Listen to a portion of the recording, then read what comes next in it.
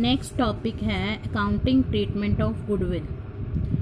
जब कोई partner retire होता है तो हम अकाउंटिंग ट्रीटमेंट कैसे करते हैं गुडविल का। देखिए, सिर्फ हम उस गुडविल का लेखा करते हैं जो हमने जिसके लिए बदले में मूल्य चुकाया हो। जैसे नया पार्टनर आता है, अगर वो नगद लाता है गुडविल को तो हम उसका लेखा करते हैं, लेकिन अगर वो नगद नहीं लाता तो उसको गुडविल अकाउंट को रेज नहीं किया जाता। तो जब कोई भी साझेदार अवकाश ग्रहण करता है, रिटायर होता है, तो उस समय ये एंट्री होती है, continuing partners capital account debit to retiring partners capital account. जैसे ए बी सी 3 पार्टनर हैं, ए रिटायर हुआ तो B capital account, C capital account to A capital account. ठीक है, तो इस तरह से ये गुडविल की एंट्री होगी। लेकिन जैसे एडमिशन ऑफ पार्टनर में हम सैक्रिफाइसिंग रेशो में करते थे, यहाँ पर हम गेनिंग रेशो में करेंगे। गेनिंग रेशो क्या होता है?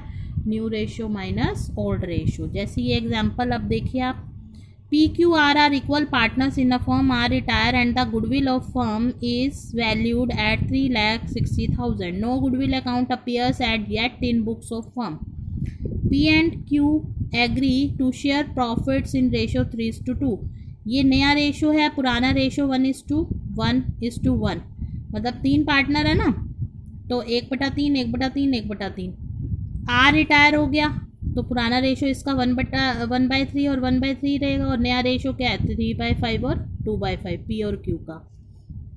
तो सबसे पहले हम गेनिंग रेशो निकालेंगे। देखिए, पी का न्यू रेशो 3/5 माइनस 1/3 4/15 आ गया। ऐसे क्यू का तो 4:1 इनका गेनिंग रेशो है। इसके लिए गुडविल की ट्रीटमेंट करते समय हमें गेनिंग रेशो निकालना बहुत ज़रूरी हो जाता है। अब हम एंट्री करेंगे। देखिए, आर रिटायर हुआ तो बाकी कौन से पार्टनर बचे? पी और क्यू। तो P is capital account, Q is capital account to R's capital account. ठीक है, 4:1 में। अब ये देखिए, आर का शेयर कितना है? 1/3।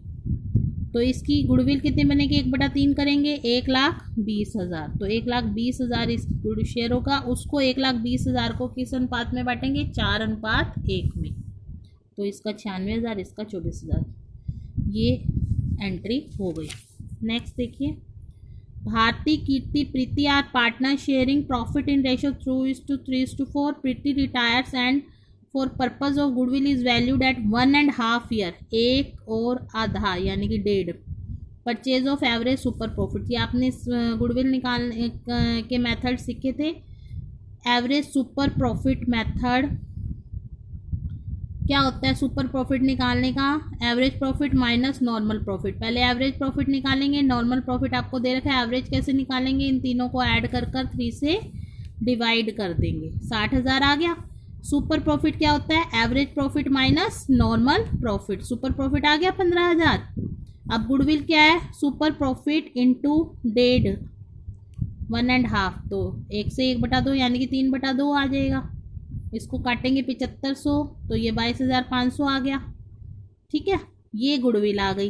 अब प्रीति का जो पार्टनर रिटायर होता है उसका शेयर निकालते हैं। क्या शेयर है? 2, 3, 5, 4, 9, 4/9, तो 10,000। इससे एंट्री होगी 10,000 से। और अब इसमें हमें इसने गेनिंग रेशो नहीं निकाला हुआ।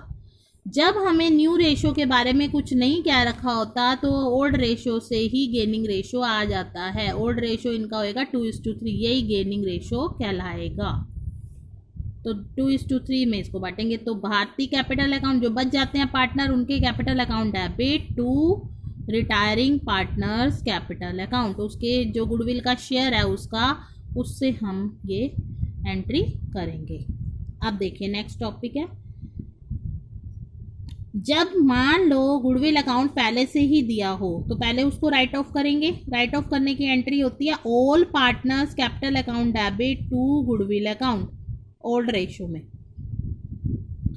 ठीक है, और फिर उसके बाद ये हम एंट्री करते हैं। देखिए, ये देखिए, हरियाणा बोर्ड 2008 में आया हुआ है सैटे में। अब देखिए, 3:2:1 है और 3 लाख का ख्याति खाता विद्यमान है। बी अवकाश ग्रहण करता है, तो बी का हिस्सा कितना होगा? 3, 2, 5 और 1 6, 2/6। और बी के अवकाश ग्रहण के दिन ख्याति का मूल्यांकन 9 लाख किया गया। जो ये खाता विद्यमान है ये पहले से ही है, पहले इसको राइट ऑफ करेंगे। राइट ऑफ करने की क्या एंट्री होती है? All partner, A account A capital account debit, B capital account debit, C capital account debit to goodwill account. इसको 3:2:1 में बांटेंगे। ठीक है, तो ये आ जाएगा 1.5 लाख, 1,50,000। फिर इसके बाद ये जो 9 लाख ख्याति है उसमें बी का हिस्सा निकालेंगे 2/6 करके, तो आ जाएगा 3 लाख। 3 लाख को ये इसकी हम एंट्री करेंगे गुडविल की। रिटायरमेंट के समय उन्होंने ये तय किया भविष्य में 3:2 में बांटेंगे, तो इनका वो निकालेंगे gaining ratio, new minus old करके 3:7 आ गया। तो A capital account debit, B capital account debit, sorry C capital account debit to B capital account. इस तरह से ये एंट्री की जाएगी। XYZ लाभों को 2:3:5 के अनुपात में बांटते हैं। उनकी पुस्तकों में पहले से 6 लाख, अब ये पहले से ख्याति खाता विद्यमान है, गुडविल अकाउंट ऑलरेडी है, तो क्या करेंगे? गुडविल को राइट ऑफ किस रेशो में? ओल्ड रेशो में। कौन करेंगे? Old partners. क्या एंट्री होगी? X capital account debit, Y capital account debit to sorry Z capital account debit to goodwill account. Old ratio में 6 लाख को बांटा जाएगा। फिर उसके बाद ख्याति का मूल्यांकन 4.5 लाख किया गया। अब रिटायर कौन हुआ है? वाई। वाई की कितना हिस्सा है? 3/10। 3/10 करेंगे तो ये आ जाएगा इसका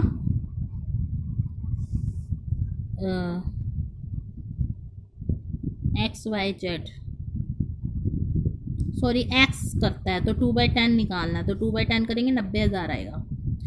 अब y और z भविष्य में लाभ को समान अनुपात में बांटने का निर्णय किया, यानी कि आधा आधा बांटेंगे। तो अब हम निकालेंगे y का गेन निकाला 2/10, z का गेन निकाला ना तो 0 आ गया। इसका मतलब सिर्फ y गेन करेगा, तो जो गेन करता है ना वही उसी पार्टनर का नाम लिखते हैं। कंटिन्यूइंग वही पार्टनर होता है गेनिंग पार्टनर। अब दोनों पार्टनर गेन करते तो दोनों का नाम लिखते। अब रह तो y और z दोनों गए, लेकिन गेन सिर्फ y कर रहा है तो y का नाम लिखेंगे। y capital account debit to x capital account 90,000 90,000। ठीक है, तो क्या एंट्री होती है? जनरल एंट्री रिटायरमेंट के समय कंटिन्यूइंग या gaining partners capital account debit to retiring partners capital account. देखिए 2009 में इसमें से एक क्वेश्चन ज़रूर आता है पेपर में।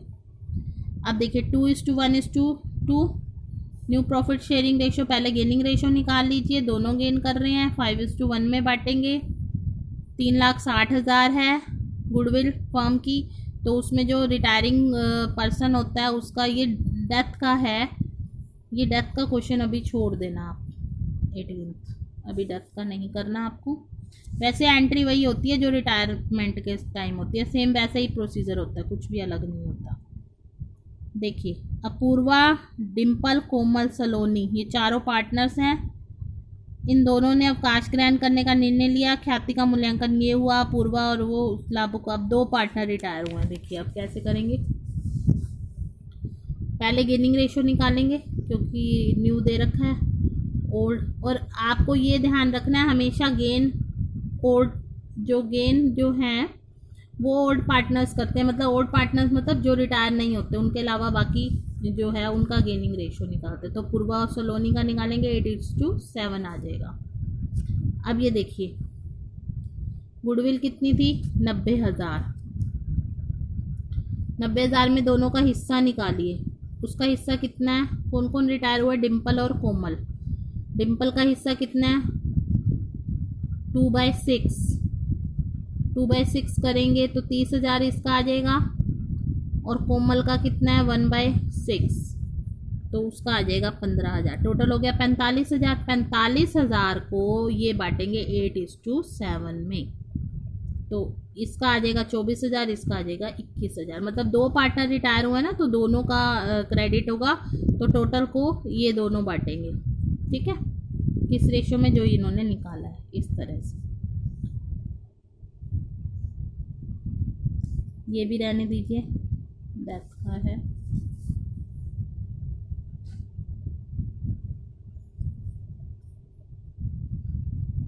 ये भी इसी तरह करना है। फ्यूचर प्रॉफिट इक्वली हो गया तो पहले गेनिंग निकाला, तो अब ये देखिए बी गेन नहीं कर रहा, ए और डी कर रहे हैं, तो ए और डी कैपिटल आ जाएगा और to C capital.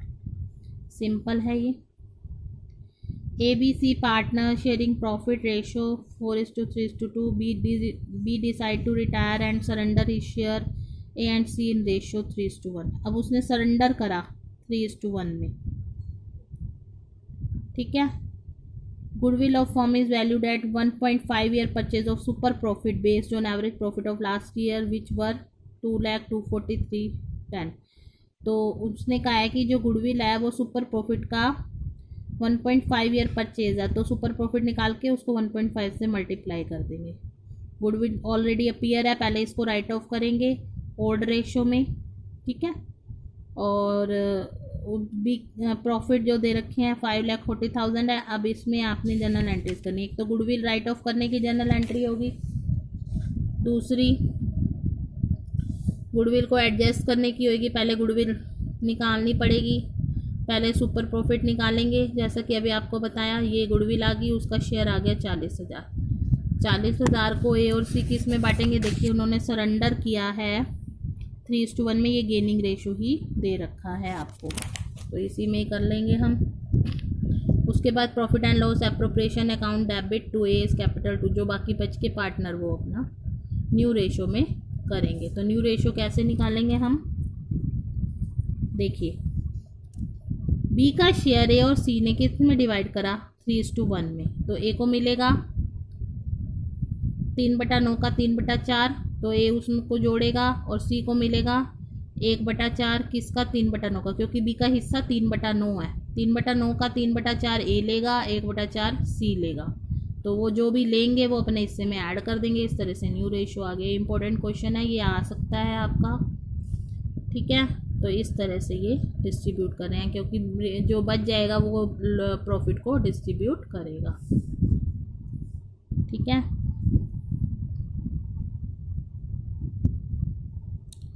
A B C partners हैं, 5:3:2। बी रिटायर्ड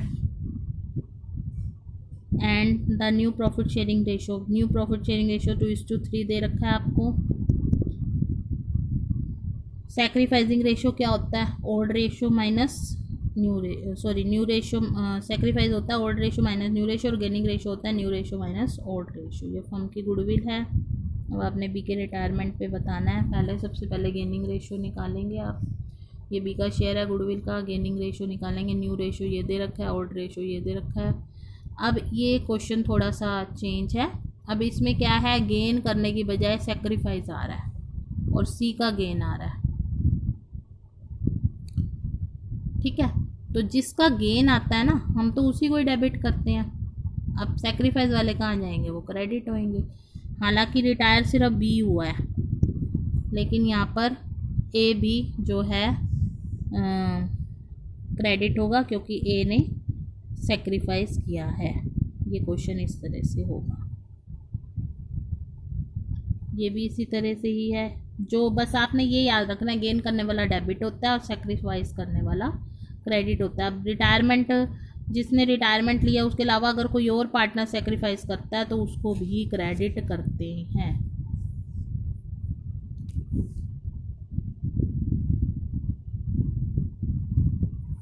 ठीक है।